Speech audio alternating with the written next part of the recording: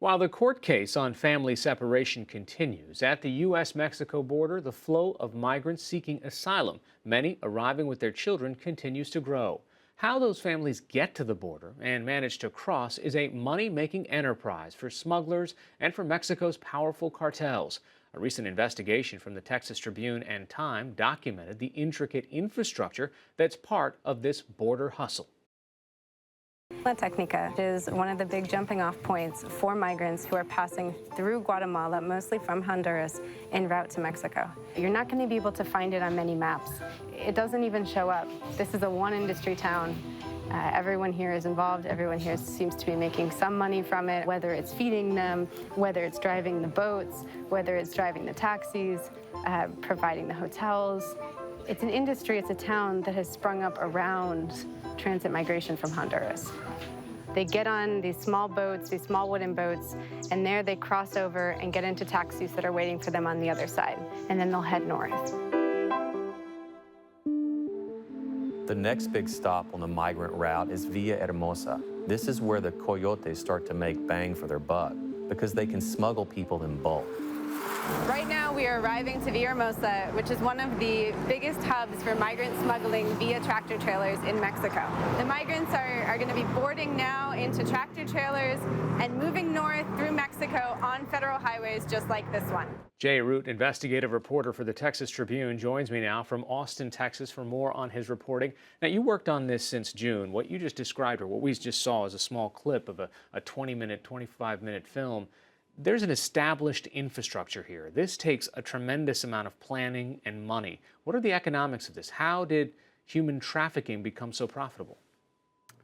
Well, one of the things that happened is that the enforcement ramped up quite a lot. 15 to 20 years ago, it wasn't that hard to cross and it wasn't that expensive. One of the coyotes that I talked to for this film, a guy named Ramon in Reynosa, Tamaulipas, which is a very dangerous city, told me that about 15 years ago, he could pay $50 to cross the river. Now the cartel, the Gulf cartel that controls that section of the U.S.-Mexico border charges anywhere between $1,000 to $1,500, and it can go a lot higher than that too. I mean, it's the kidnapping capital. Reynosa is the kidnapping capital of Mexico, and when these migrants come through there and they go into these safe houses, they're pretty much held against their will in the sense that they have to pay, and if they don't pay, they're going to stay there until they do pay. So is this more profitable than smuggling drugs? Well, look, smuggling drugs is still a profitable industry, but one of the things that's happened is that pot has been legalized in a lot of U.S. states, and pot prices have sunk tremendously. And the Gulf cartel moved a lot of pot, has and still does move a fair amount of pot, but they can't make near as much money on that. Ramon also told me that the cocaine is going over different areas, is moving in other areas. Like cocaine still comes across there, meth still comes across there, but they're using some of the lost profits. They're using the movement of people, smuggling people to supplant those lost profits and to boost their profits, and it's quick money. The other thing is that when you get to the U.S. side of the equation and you have people that are trying to evade law enforcement, not asylum seekers turning themselves in, but then they also have that added cost of getting across the border, past the Border Patrol, past the checkpoints north of there. They have to pay a lot of money. And I talked to a guy named Emilio Trejo, who was convicted of human smuggling, and he had been in jail, he had been imprisoned for cocaine trafficking from 2004 for about almost a dozen years, and he said that when he got out of prison, the world had changed. And I said, what are you talking about? And he said, the money's in the people now. And he got he said that the going price is $2,000 a head. He got busted with 25 people in his 18-wheeler, so do the math. That's $50,000 to go to drive from McAllen, Texas to Houston, 7-8 hour drive. That's a lot of money. You do that 10 times, that's $500,000.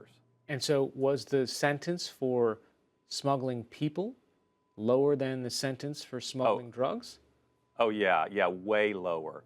Emilio Trejo spent almost a dozen years for cocaine trafficking. He got 30 months, a little more than 2 years for smuggling 25 people. So you've got a situation here where there's greater reward to be had and really lower risk consequence at the end of it. All right, so you follow a family through this process from when they started from Honduras all the way through and what happened to them. And on this side of the border, you say they are really cogs in a different kind of money machine. Correct. One of the things that was really the sort of aha moment for me and the idea for this film began when I interviewed Carlos in Livingston, Texas, north of Houston. And he had been separated from his daughter. That was his primary concern. But one of the problems that I found was that he was talking about how much he had to pay for phone rates to call his family, to try to call his sister who was in California. And I was like, I started looking into that. I was like, wow, I mean, who knew landlines could be so profitable, right? I mean, the private prison industry is one place where landlines can be extremely profitable. And so I started looking into that, and I realized that when migrants go into detention facilities, they face, it's a sort of what they describe as kind of a company town atmosphere where, in a lot of cases they're working for either $1 a day or sometimes for nothing. And if they don't do it, they can be punished for it. And I was like, this whole economy where the very thing that they complained about on the way here, coming through Mexico, that they sort of were forced to, pay all this money, with this same sort of dynamic existed within the detention industry. Now, the private prison companies say there's no comparison, but the plaintiffs' lawyers are pointing out in these lawsuits that are suing GEO and CoreCivic, which are these private prison companies, are saying that they're in violation of the Traffic Victims Protection Act, which is the same act that prosecutors use to go after trafficking, human trafficking networks. And so there is sort of that they are making that tie. One of the things I also was wondering was, is it cheaper for someone to cross the border with a child in tow? Yes. Yes. I mean, this is the case that the administration has been making for, in some part, justifying the zero tolerance, to create a disincentive, to say, you know what, there are people using children as ways to get in and through the asylum system instead of having to go through the border, hide in trucks, go farther inland. Well, let me tell you how this works, is that when somebody wants to go, the clip that we showed from La Technica, the reason why that's sort of an important clip is that Carlos told me that he crossed in La Technica, and then I started interviewing other migrants, and they're all saying La Technica, La Technica. And then I find out that they're all coming through there, and it's like, oh, well, I was down in La Technica at a time when, and you can't find it on the map. I mean, it's just this tiny village that's across from a touristy town in Mexico. And so what I discovered was, we talk a lot about these caravans, but most people are coming in the company of a smuggler. And the way this works is, it starts in their village somewhere in Central America, and they typically go to the coyote in town, and there's a package deal. It's like a travel agent. There's typically 3 levels here. The top level is about 10. It can go up to 10, 12. I even talked to a guy who paid $16,000 to be driven basically in whatever kind of transportation. It may be in the back of a truck or whatever, but you don't have to walk for any of it, and you go from your village all the way to some city in the U.S. The middle range, 7,500 to 8,500, you have to walk around the checkpoint once you get across the border.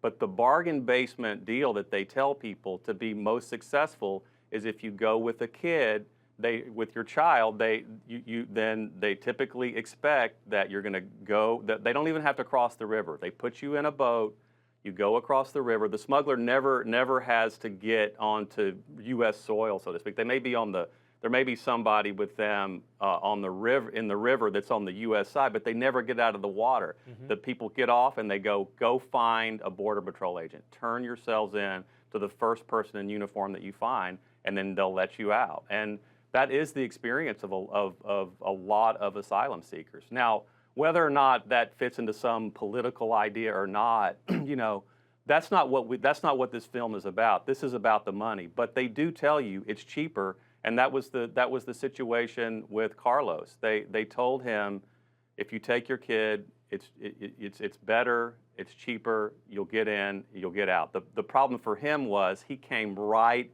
in the middle of this family separation issue, and it didn't happen at all like he was told. And he is now reunited with his daughter, right? Correct.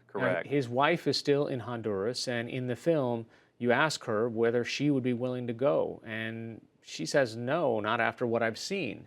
Again, this seems like part of what the administration wanted all summer long. Send out that message that says, hey, you shouldn't want to come here. Whatever dangers there are, it's not going to be a pleasant experience. You might be separated from your children, but stay where you are. Well, you know, I'm not sure what Claudia, the mother, would have said even if there hadn't been this child separation thing. You know, what she said was she was really worried about what could happen to her on the way. And that's been true. You know, it's been hard to get through Mexico. That's why people hire smugglers. That's why people go in caravans, strength in numbers, because going through Mexico without a smuggler is a really good way to get physically harmed and shaken down for every penny you have. That is the whole reason why people are, particularly when you're talking about the asylum seekers, because they're not availing themselves of smuggling services past the border, past the U.S.-Mexico border. It's only to get through Mexico. That's what a lot of people, I think, don't understand is that, and you know, and when you go into these shelters, those are the people that typically aren't hiring a smuggler, at least on the front end. And when you go into these shelters and you talk to people, the shelters along the way, sort of people who are trying to freelance it, they almost all say, I got robbed, I got physically assaulted. A lot of women get sexually assaulted. It's really, really a difficult thing to get through Mexico. Is there any abatement? I mean, is there any decrease in not just the traffic, but the infrastructure? You're almost describing a pretty established pathway here. Yeah, and it's remarkable how similar all these prices are from the Coyotes too. Like, it's typically, you know, $6,000 to $7,000 for an asylum seeker with a kid. And you know, you can seek asylum without a kid. The problem is that you're probably not going to get. You're going to get detained, and you're going to stay detained until you either prove you have an asylum case or credible fear and can, you know, or you're going to get deported. So that's pretty much the experience of single adults. But then there's also the, you know, and when what you see happening is what I hear smugglers telling me is the prices are going up. I talked to a guy who paid $16,000 from Nicaragua to Austin, Texas, and he described the entire thing. When he got across the river from Guatemala into Mexico, his smuggler met him on the riverbank basically and said, I got good news and bad news. The good news is we're going to get you a visa, a Mexican humanitarian visa that's authentic with your name on it, but it's going to cost you an extra $4,000. So he was able to travel through Mexico and not be harassed by Mexican authorities, not fear getting deported, but it cost him a lot of money. And then when he got to the U.S. side, he got in the back of one of these tractor trailers and went through the Falfurrias checkpoint, and you know, they stop you for 6 seconds and ask you if you're a U.S. citizen, and on you go. And this hasn't slowed the flow of migrants. I mean, even after last summer, where it was so much in the public eye, you're still seeing volumes that are higher than what we've seen over the years past, right? Right, well, with family units is off the charts. I mean, in some cases, literally, the chart didn't go high enough to show how many people are seeking asylum and traveling here as members, as family units, members of families. And one of the things that appears to be going on is that you know, people are told now's the time to get out, you know, before the law changes. I think you do see some awareness on the ground of that, particularly among the Coyotes, and they use that as for marketing. I mean, these are business people. They, you know, and they want to get people into the U.S. and be successful, because that's good for business. I mean, if you find out somebody went with the coyote and they got assaulted or they got ripped off or whatever, then you're not going to want to hire that person. One of the most fascinating things that I found out was this phenomenon, and we show this in the documentary, of where the smuggler actually takes a video of the family crossing the river and then sends it back to the family and says, hey, they're there, they got across, we did our job. And that's good for business. Jay Root from the Texas Tribune. You can see the reporting under the headline Border Hustle. Thanks so much for joining us. Thank you.